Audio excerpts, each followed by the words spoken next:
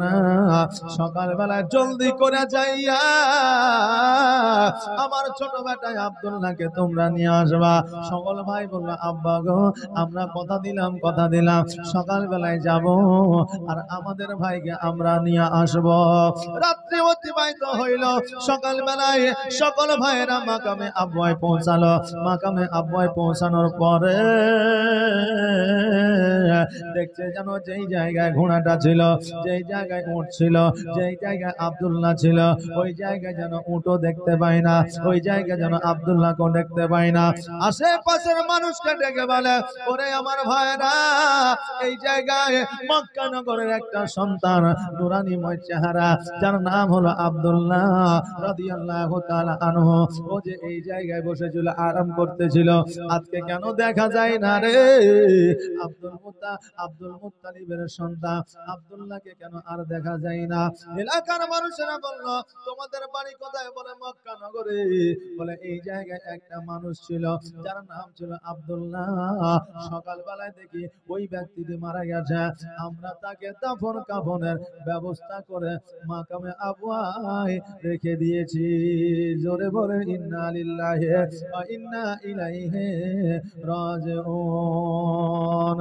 ও আমার মা বোনেরা, আমার আল্লাহ বলেছেন, খুলিকাল ইনসানু যায়ফা, বান্দারে তোমাদের পৃথিবীর মধ্যে পাঠিয়েছে অতি দুর্বল করে, একটা সময়সীমা লিপিবদ্ধ করে দিয়েছে। তোমাদের সময়সীমা যখন সমাপ্ত হয়ে যাবে, আমি আল্লাহ তোমাদের মৃত্যু ঘটাবো। চাই 1 সেকেন্ড আগেও যাবে না, 1 সেকেন্ড পরেও যাবে না। আমার আব্দুল্লাহ রাদিয়াল্লাহু তাআলা আনহু যেন ইহ জগৎ ছেড়ে পর জগৎ গমন করে যায়। ওরে আমার বাবাজি ভাইরা, এইদিকে ভাইরা কান্নায় যেন ভেঙে পড়ে, দুই চোখ দিয়ে অশ্রু ঝরে যায়। আল্লাহকে ডাক দিয়ে বলে, আল্লাহ গো, আজকে আমার ভাই ইহ জগৎ ছেড়ে পর জগৎ গমন করেছে, আমার ভাই আর জগতে বেঁচে নাই। আমরা আব্বা জানকে কি জবাব দেব? আমরা আব্বাকে কি বলবো? মা আমিনাকে কি কথা বলবো? মা আমিনাকে কেমন করে সান্ত্বনা দিব? কারণ বিবাহ বেশি দিন হয় না, মাত্র 6 মাসের বিবাহ। ওগো আমার বাবাজি ভাইরা, এইদিকে আব্দুল্লাহ রাদিয়াল্লাহু তাআলা আনহুর ভাইরা যেন চিন্তায় চিন্তিত, বাড়িতে খবরটা কেমন করে দিব? বিদেশে যদি একজন ইন্তেকাল করে, বিদেশে যদি একজন মারা যায়, তার বন্ধু বান্ধব আত্মীয় স্বজন যারা থাকে, আপনার বাড়িতে খবরটা দেওয়ার সময় তাদের মনটা, তাদের দিলটা যেন কেঁপে যায়। আর যে জানায় ওই মতের খবরটা, আহারে যে বলে ওই মৃত্যুর খবরটা, তখন তার কলিজাটা যেন ফেটে যায় রে বাপ। চাहे সে নিজের ভাই হোক আর যেই হোক না কেন, ওই আমার বাবাজি ভাইরা, কিন্তু মওত এমনই একটা জিনিস, মওত এমনই একটা চিজ, এই মওতকে গ্রহণ করতে হবে প্রত্যেকটা বান্দাকে। মওত এমনই একটা জিনিস, ওই মওতের স্বাদ আপনাকে চাকতেই হবে। মওত এমন একটা জাহাজ, ওই জাহাজের উপরে আপনাকে চাপতেই হবে। মওত এমন একটা সাগর, ওই সাগরে আপনাকে সাঁতার কাটতে হবে। মওত এমন একটা যানবাহন, ওই যানবাহনে আপনাকে উঠতে হবে। কারণ কারো ছাড় নাই, ছাড় নাই। মওতের স্বাদ একদিন তাকে গ্রহণ করতে হবে। এই জন্য আমার আল্লাহ বলেছেন, কুল্লু নাফসিন যায়কাতুল মাউত, যার মধ্যে প্রাণ আছে, জান আছে, তাকে একদিন না একদিন মওতের স্বাদ গ্রহণ করতে হবে। এইদিকে ভাইরা চিন্তা করে, আল্লাহ বাড়িতে কেমন করে খবরটা জানাবো, বাড়িতে কেমন করে খবরটা দিব?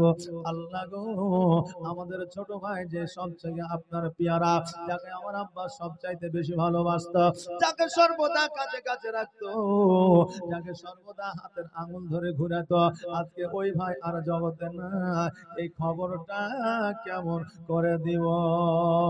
নয়ন মেলিয়া দেখিনি চাহিয়া মেলিয়া মরণ আমার এত কাছে হায় মরণ আমার এত কাছে হায় সকাল ফুরালো বেলা গড়ালো সকাল ফুরালো বেলা গড়ালো কেমন করে যে দিন চলে যায় নয়ন মেলিয়া দেখিনি চাহিয়া মরণ আমার এত কাছে হায় মরণ আমার এত কাছে হায় এই ধরায় যারা সাথী ছিল একে একে সব বিদায় নিল এই ধরায় যারা সাথী ছিল একে একে সব বিদায় নিল এ কথা আমি ভাবিনি কখনো এ কথা আমি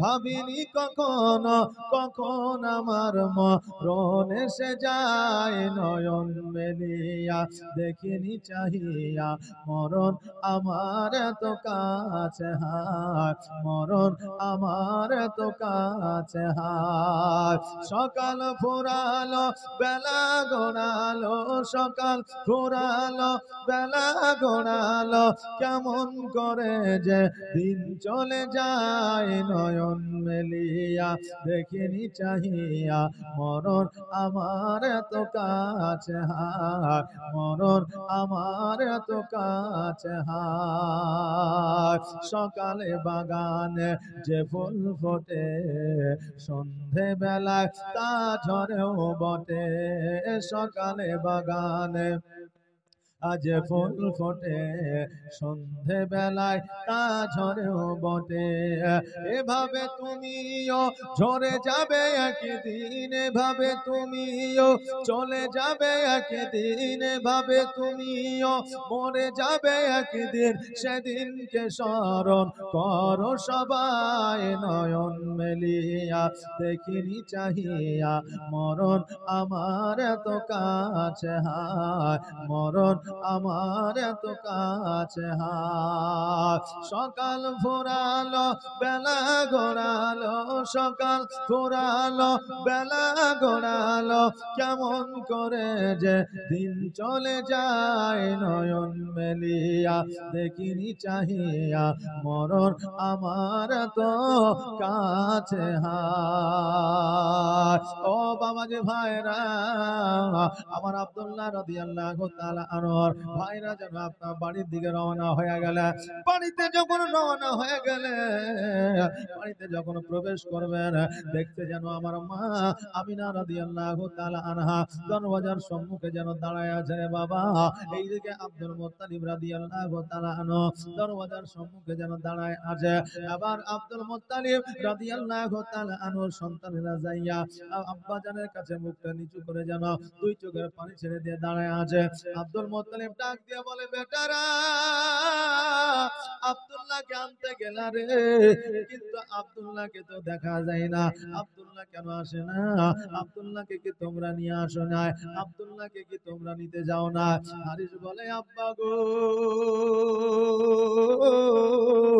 আমার ভাই কলিজার টুকরা নয়নের তারা আমরা তাকে আনতে গিয়েছিলাম ঠিকই কিন্তু আমার ভাই আর জগতে নাই আব্দুল মুত্তালিব দুই চোখের পানি ছেড়ে দিয়া বলে বেটারে আমি আগে বুঝতে পেরেছিলাম জানতে পেরেছিলাম আমার সন্তান একবার বাড়ি থেকে বাইরে হয়ে গেল আর বাড়ি আসবে না কারণ আব্দুল মুত্তালিব একজন স্বপ্নের তাবির ছিলেন আব্দুল মুত্তালিব একজন জ্ঞানী ব্যক্তি ছিলেন সেই আমলে কাবা ঘরের মুতাওয়াল্লি ছিলেন আব্দুল মুত্তালিব বলে আমি জানতে পেরেছিলাম বুঝতে পেরেছিলাম আমার বেটা একবার বাড়ি থেকে বাইরে হয়ে গেলে আর আমার বাড়িতে আসবে না ওরে বেটা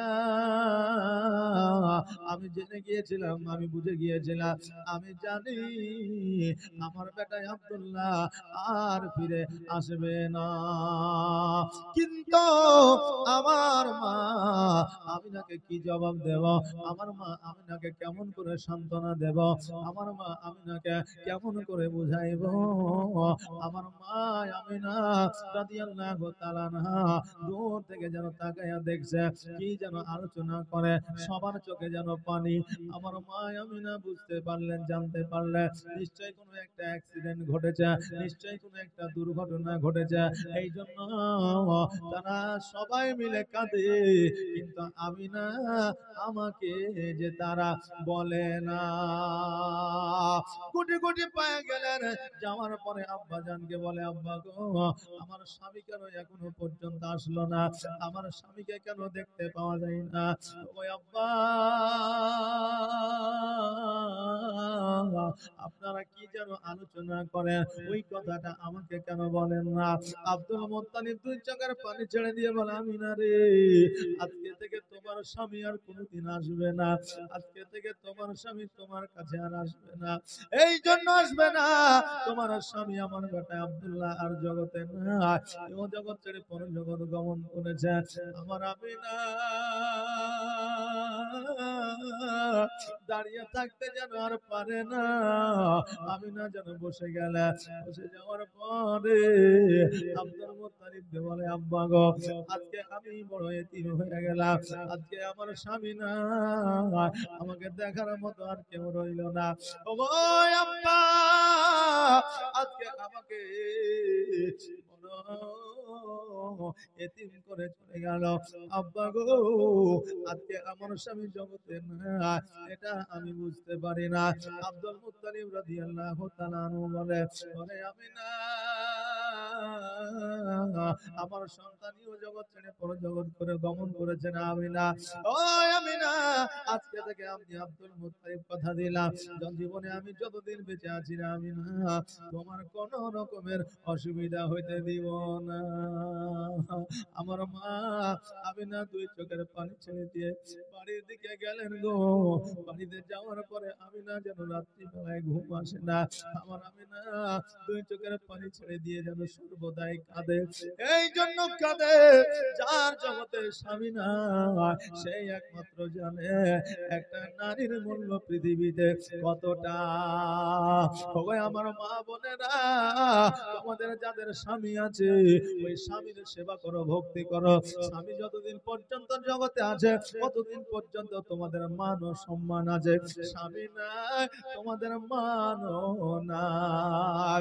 স্বামী যখন থাকবে, তোমার আব্বা জানের বাড়িতে তোমার সম্মান থাকবে, ইজ্জত থাকবে।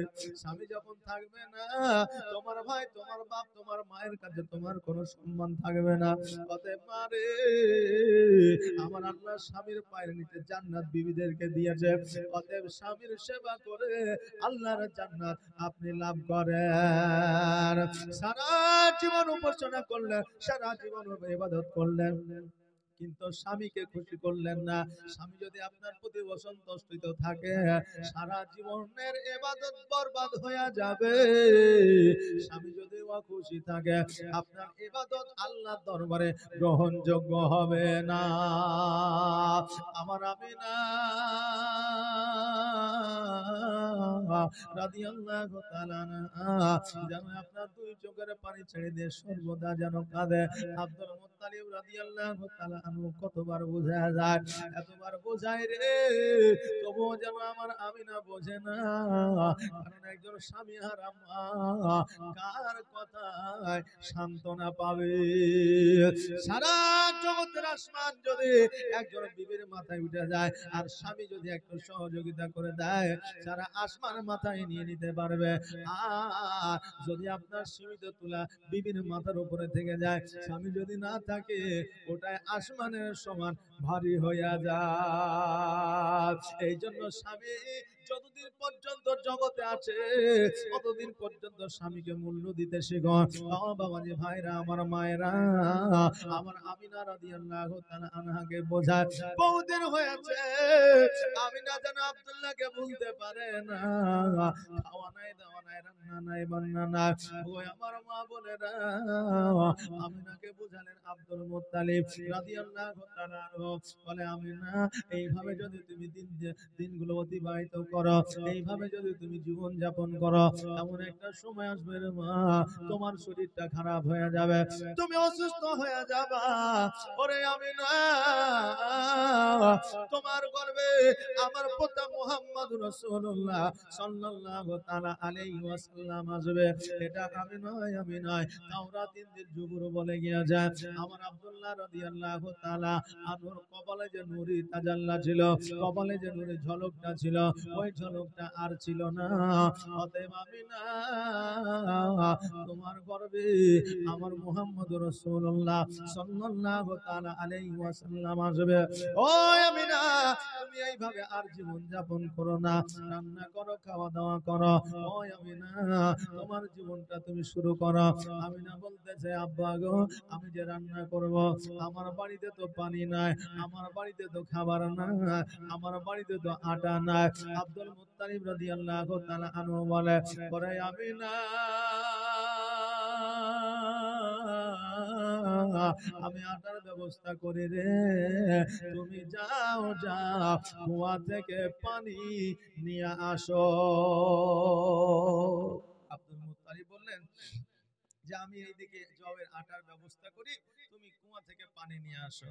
আমিনা বললেন, আব্বা গো, কুয়া থেকে পানি নিয়ে আসি আমি, আপনি তাহলে এইগুলা করে। আমার মা আমিনা রাদিয়াল্লাহু তাআলা আনহা একটা যেন আপনার বালতি নিয়ে নিলে, আর যেন বাবাজি ভাইরা একটা যেন আপনার দড়ি নিয়ে নিলে, দড়িটা যেন বালতিতে বেঁধে নিলে, কুয়া থেকে পানি নিবেন, গুটি গুটি পায়ে যেন আগাতে লাগলেন। এবার কিছু দূর আগিয়ে যাওয়ার পরে আমার আমিনা রাদিয়াল্লাহু তাআলা আনহা দূর থেকে যখন লক্ষ্য করে দেখছে অন্যান্য নারীরা যেন যুগে যুগে পানি উঠাইতে আছে, অন্যান্য নারীরা কুয়া থেকে ইন্দারা থেকে যেমন করে পানি তোলে ওই রকম করে পানি তুলতে আছে। আমার আমিনা যেন তাকায়া দেখতে আছে।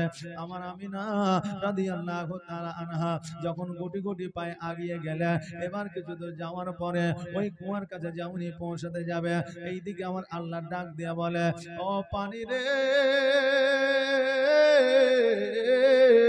দেখ আজকে সারা জাহানের বাদশাহ, সারা জাহানের নেতা আমার রাসূল মুহাম্মদ রাসূলুল্লাহ সাল্লাল্লাহু তাআলা আলাইহি ওয়াসাল্লামের মা আজকে কুয়াতে পানি নিতে এসেছে। ও পানি, আর দেরি করিও না, কুয়া থেকে পানিটা তুমি নিজে উঠে যাও। এই বাবজি, কি ওটা কি করছে? চাদর নিয়ে কি করছে? ওটা টাকা তুলছে নাকি? তো টাকা তোলার একটা সময় আছে, মায়ের আওয়াজ শুনবে, আমি ঠিক টাকা তুলে নেবো, আপনি বারণ করেন। টাকা আমি তুলে নেব, অসুবিধা নাই। একটু ওয়াজ শুনবে মায়েরা, তবে তো টাকা দিবে। আঁচল খুলতে খুলতে জীবনে শেষ নাকি বললে? হ্যাঁ, তখন ওয়াজ শুনে যাবে ভুল, আর বাইরে যায় তখন মৌলবীর বদনাম। এক মৌলবী সাহেব ওয়াজ করেছে, পরের বেটি বৌমা হ্যাঁ তোমার বাড়িতে আইসেছে, যেটা খাবা সেটা দিয়ে খাইও, না হলে গুনাহগার হয়ে যাবে। দেখবেন অনেক বাড়িতে দেখবেন বৌমার জন্য এদিকে 4 কেজি মাংস নিয়ে আসে, ছেলে পিলে পোতাপুতির সবাই খাইয়ে নিয়েছে, যে রান্না করলে তার কপালে আর জুটছে না। পরের দিন ও রান্না করতে যাওয়া, রান্নাও চলছে, মুখও চলছে, বলছে আমাকে দিবি না তো আমি আগে খেয়ে শোধ করে নেব। কথা বুঝলেন না? তো এই জন্য বলেছে, যেটা খাবার দিয়া খায়ও, ফাঁকি দিয়া খায়ও না। 80 বছরের বুড়ে ছিল, বুঝলেন, ওই সময় হয়তো ঢুলন চলে এসেছিল। ও পরের দিন সকালবেলায় যাই 1 বান্ডিল বিড়ি কিনা বৌমাকে দিচ্ছে, অর্ধেক ও অর্ধেক নিচ্ছে। বৌমা বলছে, আব্বা আপনার কি মাথা খারাপ হইলো নাকি? বলছে, আমার মাথা খারাপ হয়নি, ইমাম সাহেব মৌলভী সাহেবের মাথা খারাপ হয়েছে। বলে কেন? বলেছে, যেটা খাবার সেটা দিয়ে খাই, নাহলে গুনাহগার হয়ে যাবা। আমি এতদিন বিড়ি খেয়েছি, তোকে দিয়ে খাইনি, গুনাহ করেছি, আজকে থেকে গুনাহ করতে আমি আর রাজি নাই, আজকে থেকে বিড়ি আমিও খাবো, তুইও খাবি। আচ্ছা বলেন, ওকে কি বিড়ি খেতে দেওয়ার কথা বলা হয়েছে? যে হালালি খাবার যেটা সেটার কথা বলা হয়েছে। বাপজি ভাইরা, আমার মায়েরা, তাই এইরকম ভুল ওয়াজ শুনে নিলে অবস্থা খারাপ হয়ে যাবে। কারণ এখন জালসার স্টেজটা হয় আপনার রিহার্সেল, আর এখন বর্তমানে মেন জালসা হয় চায়ের দোকানে। কথা বুঝলেন না? কোন মৌলবি কি বলে গেল, কি ব্যাপার, কি বিষয়, কি বস্তু, এগুলো আলোচনা ওখানে হয়, আর এখানে চুপচাপ শুনবে, আর কোনো রিয়াক্ট নাই। কথা বুঝলেন না? যাই হোক, আল্লাহ পাক রব্বুল আলামিন সকলকে বোঝার তৌফিক ইনায়াত করুন। সকল বলেন আমিন। একবার দরুদ শরীফ পড়েন, আল্লাহুম্মা সাল্লি আলা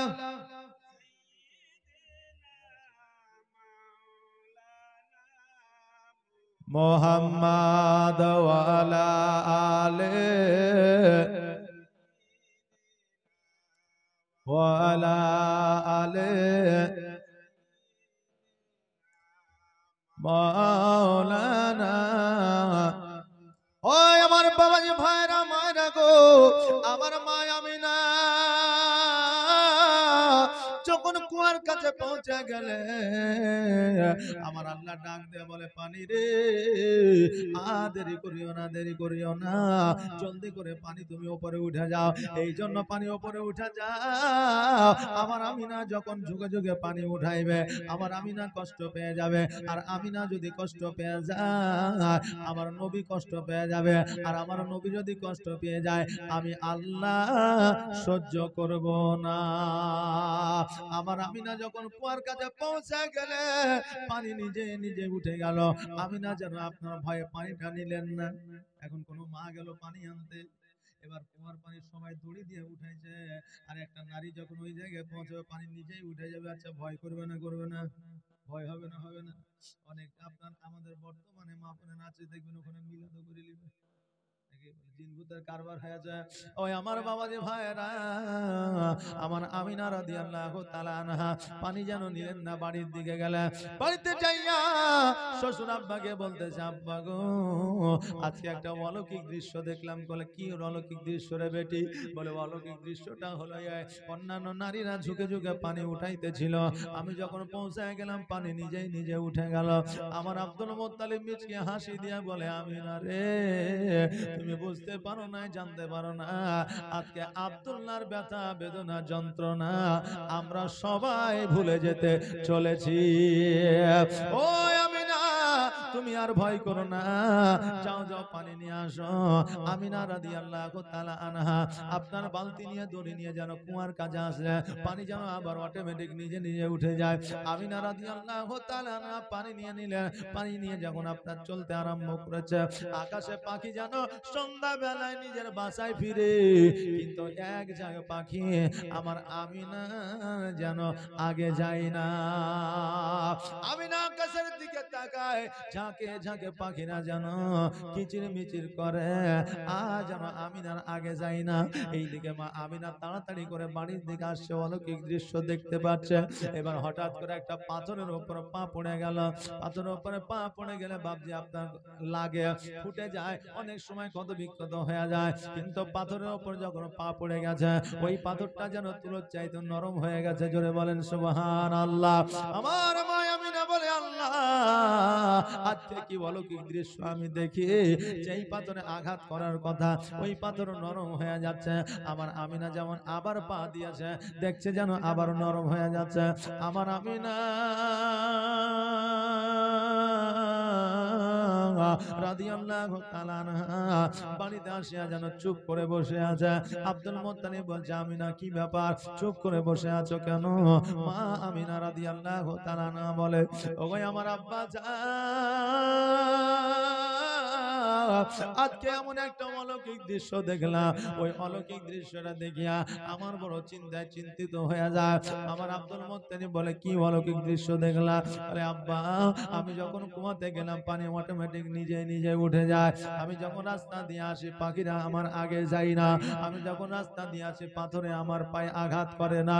আমার আব্দুল মুত্তালিব মিচকে হাসি দিয়া বলে, আমিনা রে, তুমি কি বুঝতে পারো না, জানতে পারো না, আমার পোতা মুহাম্মাদুর রাসূলুল্লাহ সাল্লাল্লাহু তাআলা আলাইহি ওয়াসাল্লাম তোমার গর্ভে চলে এসেছে। ও আমিনা, আজকে পানি যদি তুমি যুগে যুগে উঠাইতে, আমার নবী কষ্ট পেয়ে যেত। আমার নবী কষ্ট পাইলে আল্লাহ কষ্ট পেয়ে যেত। আকাশের পাখিরা তোমার আগে উড়ে যাবে না। এই জন্য উড়ে যাবে না, কারণ কিয়ামতের দিন সারা বাদশার আগে গেলে জবাব দিতে হবে। এই জন্য আগে যাবে না। পাথর কাকর তোমাকে আঘাত করে নিয়ে, এই জন্য আঘাত করলে তুমি কষ্ট পেয়ে যাবে।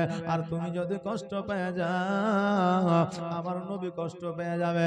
আর আমার নবী যদি কষ্ট পেয়ে যায়, স্বয়ং আল্লাহ বরদাস্ত করবে না। এই জন্য পাথর নিজেই নিজে চুলের চাইতেও বেশি নরম হয়ে গিয়াছে। আমিনা নিজের শ্বশুর আব্বাকে বলে, আব্বা গো আজকে আমার মোহাম্মদ এসেছে গো আব্বা। আজকে যদি তার আব্বা যদি বেঁচে থাকতো, আজকে আমার প্রাণের স্বামী যদি থাকতো, আজকে শোনার পরে কতই না খুশি হইতো। আব্দুল মুত্তালিব রাদিয়াল্লাহু তাআলা আনহু বলে, ও বেটে আমিনা, আজকে আব্দুল্লাহ রাদিয়াল্লাহু তাআলা আনহু আমার সন্তানীয় জগৎ ছেড়ে পর জগৎ গমন করেছে রে মা। আজকে আব্দুল্লাহ যন্ত্রণা আমি এখনো পর্যন্ত ভুলতে পারি না। আব্দুল মুত্তালিব রাদিয়াল্লাহু তাআলা আনহু কাবা ঘরের মধ্যে বসে আছে।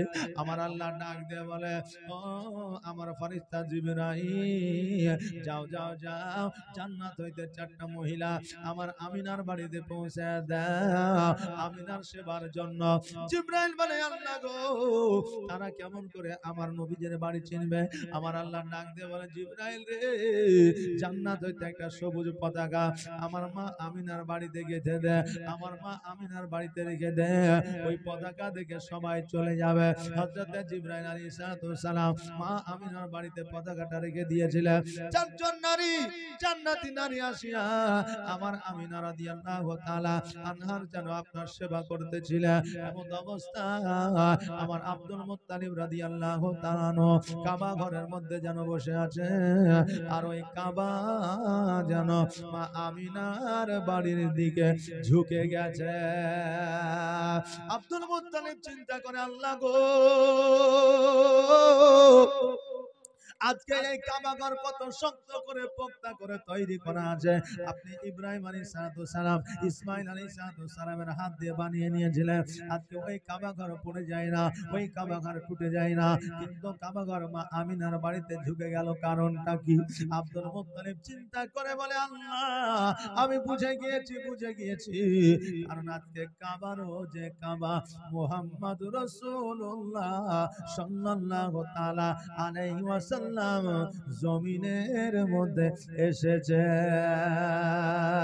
ও মাঝি পাল তুলে দে, আরে হেলা করিস না, ছেড়ে দে নৌকা মাঝি, যাব মদিনা। ও মাঝি পাল তুলে দে, ও মাঝি নৌকা ছেড়ে দে, আর দেরি করিস না, ছেড়ে দে নৌকা মাঝি, যাব মদিনা, আমি দেখব মদিনা, আমি যাইব মদিনা।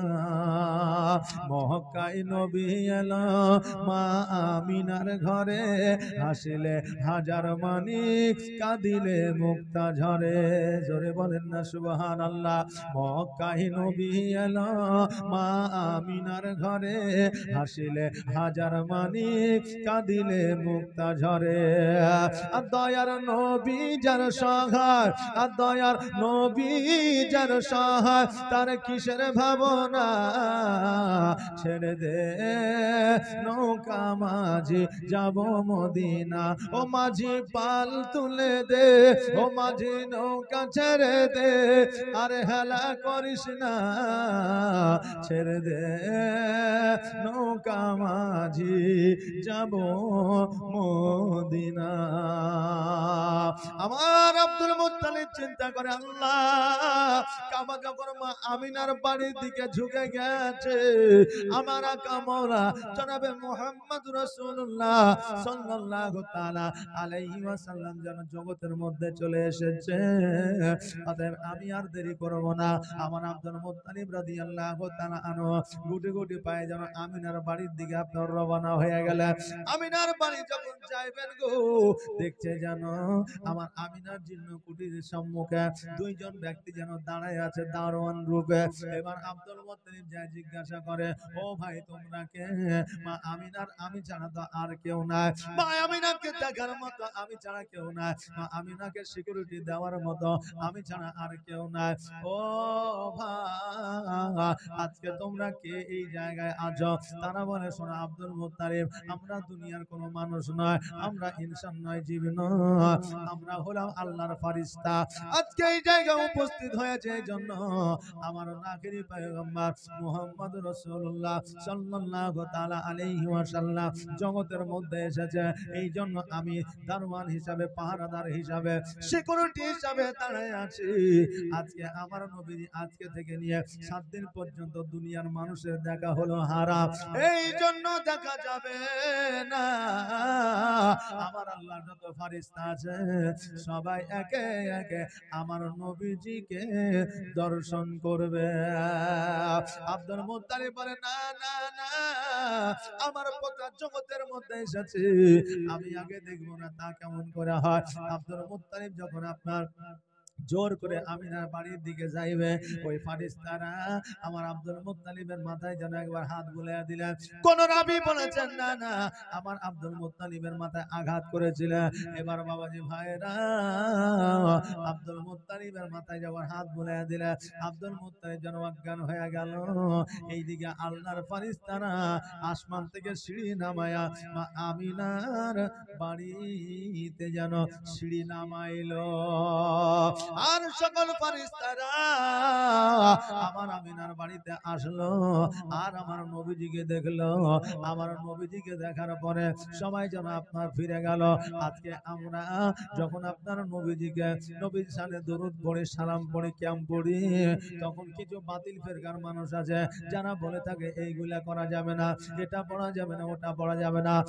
এই মানুষ শুনে না, আর আমার নবী পাক সাল্লাল্লাহু তাআলা আলাইহি ওয়াসাল্লামকে যখন দর্শন করতে এসেছিল আল্লাহর ফেরেশতারা, তখন তারা পড়েছিল আসসালাতু ওয়াসসালামু আলাইকা ইয়া রাসূলুল্লাহ, আসসালাতু ওয়াসসালামু আলাইকা ইয়া হাবিবাল্লাহ। আমার নবী পাক সাল্লাল্লাহু তাআলা আলাইহি ওয়াসাল্লামের আপনার দর্শনে আসিয়া পড়েছিল। আর আজকে সাধারণ জগতের মানুষ হইয়া আমরা কেন নবীকে সালাম করতে পারি না? ওই আমার বাবাজি ভাইরা গো, যেই নবী হলো বিজ্ঞানেরও বিজ্ঞান, দর্শনের দর্শন, যেই নবী ডাক্তারেরও ডাক্তার, আমার নবীর চাইতে বড় ডাক্তার এখনো কেউ হয় না, কিয়ামত পর্যন্ত হবে না। আমার নবীর চাইতে বড় বিজ্ঞান এখনো কেউ হয় না, কিয়ামত পর্যন্ত কেউ হবে না। আজকে ভারতের মধ্যে রাকেশ শর্মা নামে একজন বিজ্ঞান চাঁদের দেশে গেল, আর চাঁদের দেশে যাওয়ার কারণে আজকে সারা ভারত কিন্তু আপনার পপুলারিটি অর্জন করলো, নাকি বলেন? হ্যাঁ, চাঁদের দেশে গেল রাকেশ শর্মা। আমাদের মুখ্যমন্ত্রী বলে দিয়েছেন রাকেশ রোশন। ওরে বাপরে, কত যে ভাইরাল হইলো। এখনো জানিয়ে বিলেছে কি না জানিয়ে বিলেছে তো একমাত্র ওই জানে, আল্লাহ জানে। হ্যাঁ, কিন্তু এই রাকেশ শর্মা চাঁদের দেশে গেল, আর মানুষ কত মুখে মুখে নাম করলো যে আজকে ভারত চাঁদের দেশে গেছে, যেটা কোনো দেশের মানুষ যেতে পারেনি, নাকি বলে? কিন্তু ও তো চাঁদের দেশে গেছে রকেটে, প্লেনে, জাহাজে, এরোপ্লেনে, হেলিকপ্টারে। এখন তো অত্যাধুনিক যন্ত্র আছে না নাই? আছে। কিন্তু আমার নবীর নাম করলে অনেক মানুষের গা জ্বলে। কিন্তু আমার নবী আজকে থেকে 1445 হিজরি আগে ঊর্ধ্বগমনে গিয়েছিলেন, শুধু চাঁদের দেশে নয়, সপ্তম আসমান ভেদ করে খোদ আল্লাহর সঙ্গে দিদার করেছিলেন। জোরে বলেন সুবহানাল্লাহ। তখন তো ছিল না প্লেন, এরোপ্লেন, জাহাজ আর রকেট, এসব কিছু ছিল? ছিল জি? ছিল না। নবী আমার বুরাকে গিয়েছিলেন। এখন কোন মানুষ যেতে পারবে যারা বলছে নবী আমার মতো ছিল? আচ্ছা বলেন তো, নবী কি তাদের মতো ছিল? একটু বিবেক দিয়ে বলেন তো, একটু জ্ঞান দিয়ে, একটু বুদ্ধি দিয়ে। কারণ তারা বলে নবী আমার মতো ছিল বলে। কেন? তারা বলে আমারও দুইটা হাত আছে, নবীরও দুইটা হাত ছিল, আমারও দুইটা চোখ আছে, নবীরও দুইটা চোখ ছিল। জোরে বলেন নাউজুবিল্লাহ। কিন্তু বাবাজি ভাইরা, তোমরা কি এই খবর জানো না যে আমার নবীজি আঙ্গুলের ইশারা দ্বারা চন্দ্রকে দুখণ্ডিত করেছে? তুমি পারবা? ইহুদি কাফেরদের চোখের জ্যোতি ফিরে দিয়েছে আমার নবী, তুমি পারবা? জাবিরের বাড়িতে থুতুর মুবারকের বাদৌলতে খাবারে বরকত হয়ে গেছিল, তুমি পারবা? ক্ষমতা নাই। আর তুমি বলো নবী আমার মতো ছিল। নবী বিজ্ঞানেরও বিজ্ঞান, ডাক্তারেরও ডাক্তার, মাস্টারেরও মাস্টার, এখনো পর্যন্ত হয়নি, কিয়ামত পর্যন্ত হবে না। এই জন্য কবি বলছেন বিজ্ঞানীরও বিজ্ঞানী আমার নবীজি। জোরে বলেন সুবহানাল্লাহ। সুবহানাল্লাহ। আর একটা আওয়াজ দিয়ে, বিজ্ঞানীরও বিজ্ঞানী আমার নবীজি।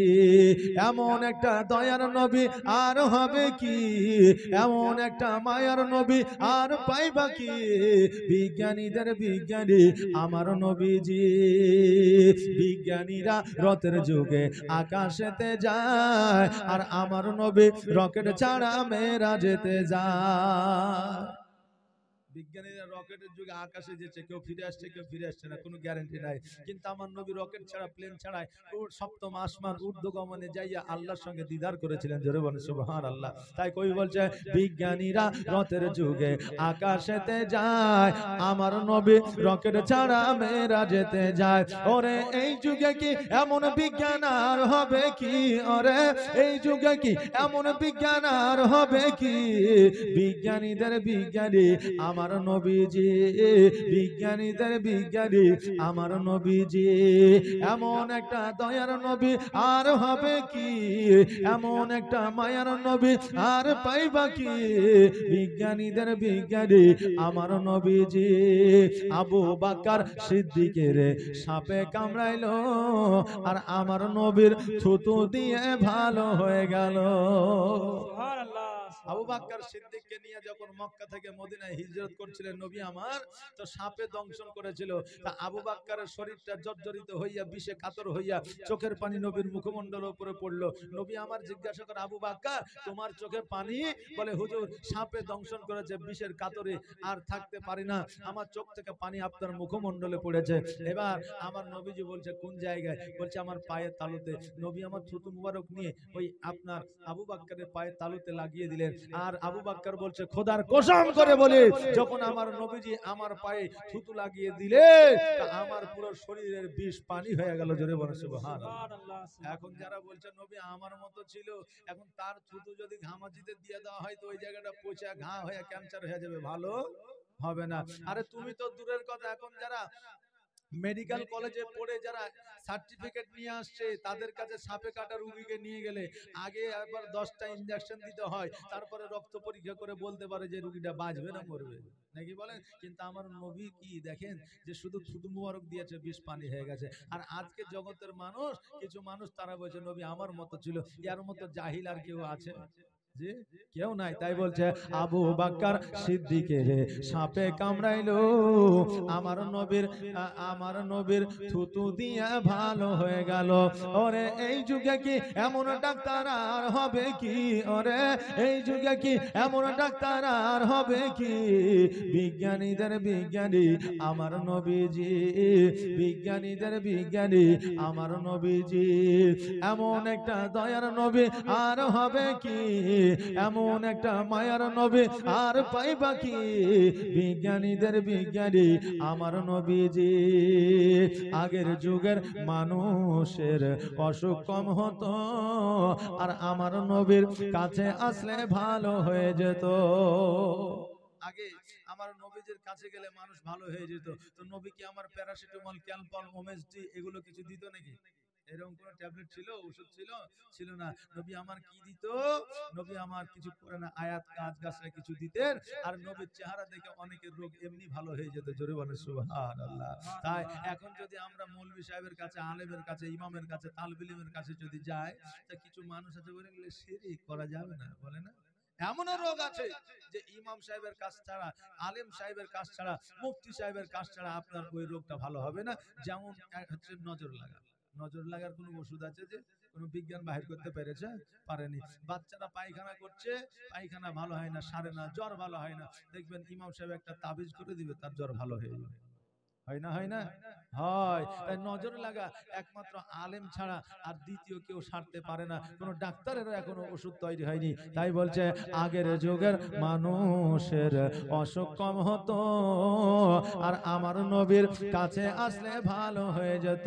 ওরে এই যুগে কি এমন যার হবে কি, ওরে এই যুগে কি এমন ডাক্তার আর পাইবা কি, বিজ্ঞানীদের বিজ্ঞানী আমার নবীজি, বিজ্ঞানীদের বিজ্ঞানী আমার নবীজি, এমন একটা দয়ার নবী আর হবে কি, এমন একটা মায়ার নবী আর পাইবা কি, বিজ্ঞানীদের বিজ্ঞানী আমার নবীজি। আল্লাহ হুম্মা সাল্লাল্লাহু মাওলানা মুহাম্মদ ওয়ালা আলে ওয়ালা আলে মাওলানা তালিব রাদিয়াল্লাহু তাআলা আনহু এইদিকে বাবাজি অজ্ঞান হয়ে পড়ে আছে, এইদিকে আল্লাহর ফেরেশতারা আমার নবীজিকে সালাতু সালাম জানায়া আমার নবীজিকে যেন দর্শন করে যা। ওই আমার মা বোনেরা, এইদিকে একদিন, দুই দিন, তিন দিন, চার দিন, পাঁচ দিন যখন এইভাবে দিনগুলো অতিবাহিত হয়ে গেল, আমার আব্দুল মুত্তালিব রাদিয়াল্লাহু তাআলা আনহু এক সপ্তাহ পরে যেন আপনার জ্ঞান ফিরল। এক সপ্তাহ পরে জ্ঞান ফিরার পরে মা আমিনার কাছে পৌঁছে গেল। মা আমিনাকে ডাক দিয়ে বলে, আমিনা দাও রে মা দাও, আমিনাকে একবার আমার কোলে উঠে, আমার মুহাম্মদকে একবার আমার কোলে উঠে দাও, কারণ আমার আব্দুল্লাহ যে যন্ত্রণা, আমার আব্দুল্লাহ যে ব্যথা বেদনা, ওই আমার নবীজিকে কোলে উঠায় নিয়ে আমি আব্দুল্লাহর ব্যথা বেদনা ভুলে যেতে চাই। আমার নবী জগতের মধ্যে এসেছিলেন 570 খ্রিস্টাব্দে সোমবার দিন রবিউল আউয়াল মাসে 12 তারিখে। আমার নবী যখন জগতের মধ্যে এসেছিলেন, শুধু মানুষই নয়, সারা জাহানের জন্য আপনার রহমত, সারা জাহানের জন্য নিয়ামত তৈরি হয়ে এসেছিল। এই জন্য আমার আল্লাহ বলেছে, ওয়া আম্মা বিনিআমাতি রাব্বিকা ফাহাদ্দিস, বান্দা বান্দিরে যারা আমার নিয়ামতের প্রশংসা করো, জেনে নিও আমি আল্লাহ আমার প্রশংসা করা হয়। জোরে বলেন সুবহানাল্লাহ। আমি আল্লাহ আমার প্রশংসা করা হয়। আমি নবীকে নিয়ামত রূপে পাঠিয়েছি। আমার নবী যখন জগতের মধ্যে আগমন করেছিলেন, শুধু মানুষই নয়, আসমান জমিন নদী নয়, আসমান জমিন নদ নালা পশু পাখি সবাই যেন আনন্দে আত্মহারা হয়েছিলেন, সবাই আনন্দে আত্মহারা হয়ে গেছিলেন। বাবজি ভাইরা, আমরা নবী এসেছে তো আমরা আনন্দিত না? জি, খুশি না বেজার? খুশি। নবী না আসলে নামাজ পেতেন না, রোজা পেতেন না, নবী না আসলে স্বামী স্ত্রী মহব্বত পেতেন না, বিবাহ পেতেন না, নবী না আসলে আমাদের যে শান্তি শৃঙ্খলা এইটা পাতেন না। এই জন্য আমার নবী এসেছেন, তাতে আমরা খুশি। তা এই খুশি, নবী আসার খুশিতে 5টা ভাই আমার, বেশি নয়, আপনার 500 টাকা দেন। আজকে কোনো চাপ হবে না, আজকে কোনো প্রেসারও হবে না, একটু ঝটঝট করে তাড়াতাড়ি করে যেদিন কালেকশন হবে লাস্টের দিন ইনশাআল্লাহ, আজকে শুধুমাত্র আপনাদেরকে একটু ইশারা দিয়া আমি একটু চট করে কালেকশনটা করে নিতে চাই, কারণ কালেকশনটাই হলো মেন, নাকি বলেন? হ্যাঁ, উদ্দেশ্য কালেকশন। আফসার আলী, সুবহানাল্লাহ, নারে তাকবীর, নারায়ে রিসালাত, মাসলাকে আলা হযরত আফসার আলী 500 টাকা দাতা, জোরে বলে জিন্দাবাদ। যোগ্য বাপের যোগ্য সন্তান এখানেতে ছিল, আর ছিল কিনা ছিল, এই দেখো দানে বোঝা গেল, যে আশায় যে নিয়তে করে গেল দান, আর দানকে করো, দানকে কবুল করো ওগো রহমান। আর 4টা বাবা মাদের তো তাড়াতাড়ি, আচ্ছা মায়েদের লক্ষ্মী ভান্ডারের টাকা 3টা দিবেন, তাহলে 3টা প্রশ্নের উত্তর দিয়ে যাব। আজকাল আমরা শুনেছি যে স্বামীরা বিবিদের শাসন করে, আমি বলবো মায়েরাও 3 জায়গায় স্বামীদের শাসন করতে পারবেন। কয় জায়গায় বললাম? 3 জায়গায় শাসন করতে পারবেন। এই 3 জায়গায় শাসন করতে পাবেন, এটা জানার জন্য 3টা মায়ের কাছ থেকে আমি 500 টাকা করে নেব। একটু তাড়াতাড়ি করে আসেন তো, 3টা মা আমার 500 টাকা দিবেন। আজকে যা হবে নগদ হবে, লেখালেখি হবে না, কালকে লেখালেখি, পরশুদিন লেখালেখি হবে। আজকে একটু তাড়াতাড়ি বাবজি, আর 4টা বাবা আমার নাই 500 টাকা দেওয়ার মতো, একটু তাড়াতাড়ি করে, একটু ঝটঝট করে, একবারে দেরি নয়, কোন রকম দেরি করলে হবে না, কারণ জীবনে আমাকে আগাইতে হবে। এক সপ্তাহ মোহাম্মদ সাল্লাল্লাহু আলাইহি ওয়াসাল্লামের জীবনী করে আগাইতে পারি না, তো 3 দিনের জীবনেতে কি আগাবো? যতদূর পারবো আপনাদের চ্যানেলে চলে যাব। তো আপনারা একটু তাড়াতাড়ি করে